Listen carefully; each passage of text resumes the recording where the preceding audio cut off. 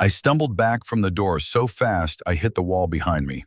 The hallway outside went silent. No scratching, no breathing, nothing. For a few seconds I convinced myself I imagined it. That exhaustion had finally snapped something inside my head. Then the doorknob moved. Not violently, not like an animal trying to break in. It turned slowly, carefully, like someone who had learned patience. The metal gave a soft click. I realized my mistake too late. I had locked the door, but I had never fixed the broken latch. The door creaked open just enough for darkness to spill into my room like thick smoke. I couldn't see it, but I could smell it. Wet fur, rot, something sweet underneath, like spoiled fruit. A shape squeezed through the gap, bones popping, skin stretching. It was trying to fit into a body that wasn't built for it. I grabbed the lamp beside my bed and hurled it toward the doorway. The light exploded across the wall. For a split second, the room flashed bright, and I saw it clearly. Max's head hung at an unnatural angle, the jaw too wide, the teeth too many. His front legs were longer now, jointed wrong, bending like arms, and behind his eyes, something else was looking out. Something old, something curious. It froze when the light hit it, like it was surprised I could fight back. Then it did the worst thing yet. It smiled wider and stepped fully into my room. I ran. I didn't even remember deciding to. My body just moved, past the dresser, through the hallway, straight for the front door. Behind me, I heard it following. Not on four legs, not on two, on something in between. A dragging, uneven rhythm, like a puppet learning how to walk. I fumbled with the lock. My hands were shaking so hard I could barely see. That's when I felt breath on the back of my neck. Hot, damp, human. A voice tried to form beside my ear. Broken syllables, wet consonants. Ma, ah, st, I screamed and threw the door open. Cold night air hit my face like a slap. I ran barefoot into the street, not caring who saw me, not caring if I looked insane. When I finally turned around, my house was dark. The front door stood open, but nothing came out. For a long time, nothing moved. Then slowly, the porch light flicked on, and in the doorway stood Max, perfectly normal, tail wagging, waiting for me to come back inside. I stayed in the street until morning. No cars passed, no neighbors came out. It felt like the entire world had paused, just to watch me panic. Max never stepped off the porch. He just sat there, patient, like he knew time was on his side. When the sun finally rose, everything looked normal again. Birds chirping, warm light on the pavement, the kind of peaceful morning that makes you question your own sanity. I told myself I had two choices: run or go back inside and face whatever was waiting. I wish I had run. The house smelled different, not dirty, not rotten, used, like someone had been living there longer than I had. The furniture was slightly out of place, chairs angled toward the television, curtains half drawn, and on the wall, above the couch, scratches.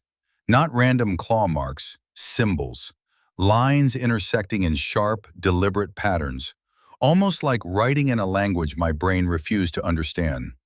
Max watched me from the corner. He didn't bark, didn't move, just followed me with his eyes, learning. That's when I noticed the photographs. Family pictures I'd hung years ago were turned around. Every single one, except one. The frame at the center of the wall. I walked closer. My hands were already shaking before I reached it, because I knew what I would see. It was a photo of me, sleeping, taken from the foot of my bed. Something clicked behind me. I turned. Max was standing upright again, more stable this time, more confident. His head tilted like he was proud of his progress. Then he did something new. He pointed toward the hallway mirror. I didn't want to look, but something inside me needed to. Slowly, I turned my head. At first, I only saw myself, pale, exhausted, barefoot. Then the reflection moved. A second too late, like bad video lag. My reflection was still staring forward, even though I had already turned away. And behind the reflection, Max was standing, smiling with human teeth. That was the moment I understood. It wasn't trying to become me, it was practicing, waiting, studying every movement, every habit, every weakness, because sooner or later, one of us was going to leave that house, and the other one would stay behind.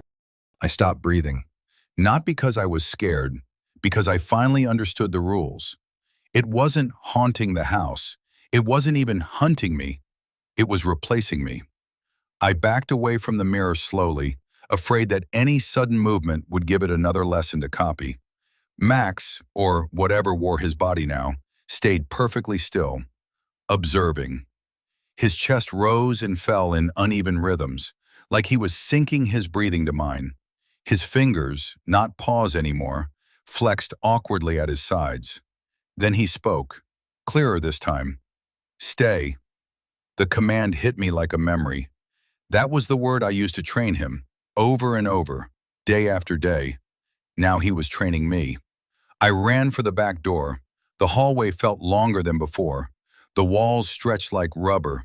Every step sounded delayed, echoing a half-second too late, like the house itself was glitching. Behind me, footsteps followed. Perfect footsteps. Not dragging, not stumbling. He had learned. I burst into the kitchen and grabbed the first thing I could reach, a carving knife still sitting in the sink. When I turned around, he was already there, standing in the doorway. My posture, my stance, my face. It wasn't a dog anymore. It was me. Not exactly, like a reflection in warped glass. Skin pulled too tight over the bones, smile held too long, but close enough that my brain hesitated. And that hesitation almost killed me. He lunged. We crashed into the table, sending plates shattering across the floor. His hands were cold, too strong, fingers digging into my shoulders like he was trying to peel me out of myself. Go, he whispered. You, stay. I don't know where the strength came from, maybe instinct, maybe pure terror. I drove the knife forward. The blade sank into his chest with a wet cracking sound. He froze, looked down at the wound, then back at me. Confused, like pain was just another new concept he hadn't studied yet. Black liquid seeped around the steel. Not blood, something thicker, older. The room filled with the smell of damp earth. He smiled. Then he pulled himself closer along the knife, until our faces were inches apart. You already opened, he said softly. Behind me, every door in the house slammed shut at once. The lights went out, and in the darkness I heard dozens of breaths that weren't mine. When I woke up, it was morning again. I was lying on the couch. The television was on. Cartoons playing softly. Sunlight poured through the window like nothing had ever happened. Max slept at my feet. Normal, warm, harmless. For a moment, I almost laughed, until my phone rang. Unknown number. I answered, and heard my own voice on the other end, calm, steady. Hey, don't panic, it said. I made it out. A long pause, then a quiet chuckle. You should see how real I look.